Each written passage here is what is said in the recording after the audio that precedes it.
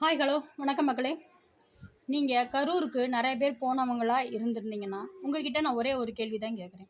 நீங்கள் விஜய்ங்கிற நடிகரை பார்க்க போனீங்களா, இல்லை உங்களுக்கு ஒரு மாற்றம் வேணும் அப்படின்னு பார்க்குறதுக்காக போனீங்களா?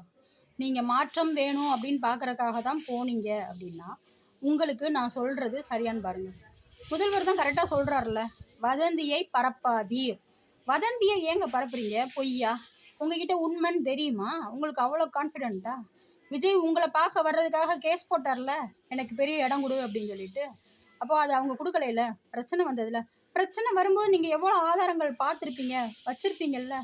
ஏன் நீங்கள் நீதிமன்றத்தை நாடலை? விஜய் தான் போய் நீதிமன்றத்தில் எங்கள் மேலே தப்பு இல்லைன்னு போராடணுமா? ஒவ்வொருத்தரும் ஆதாரத்தை கையில் வச்சுக்கிட்டு சும்மா சுற்றிக்கிட்டே இருப்பீங்களா? வதந்தியை பரப்பாதீர்னு சொல்லிட்டு அவங்க தான் மாணவர் சமுதாயம் சொல்லி ஒன்று இல்லவே இல்லை, அவங்களா மாணவர் சமுதாயம் சொல்லிட்டு போடுறாங்கன்னு நீங்கள் சொல்கிறீங்க. அப்போது நீங்கள் ஏன் கேஸ் போடலை? விஜய் வக்கீல் தான் வந்து கேஸ் போடணுமா? உங்கள் கையில் ஆதாரம் இருந்தால் நீங்கள் கேஸ் போட மாட்டீங்களா? ஏன் உங்களுக்கு சட்டம்லாம் தெரியாதா? பொதுமக்கள் நீங்கள் என்னைக்கு தான் தனித்தனியாக உங்களோட பிரச்சனைக்கு நீங்களாக மூவ் ஆன் பண்ணுவீங்க? ஒரு தலைவன் வரணும். உங்களை நதியாக இருந்தால் தானாக ஓடும், சாக்கடையாக இருந்தால் குத்தி குத்தி ஒருத்தர் தள்ளிக்கிட்டே தான் இருக்கணும்.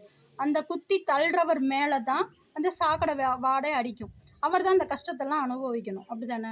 நதியாக இருந்துச்சுன்னா கல் முள் எல்லாத்தையும் தள்ளி ஓடிட்டே இருக்கும்ல, அவர் தான் நதியாக இருங்க அப்படின்னு சொல்கிறாருல்ல. ஏன் நீங்கள் ஒரே இடத்துல தேங்கி கிடக்குறீங்க? உங்களுக்காக அவர் ஒருத்தர் தான் சிலுவையில் அறையப்படணுமா?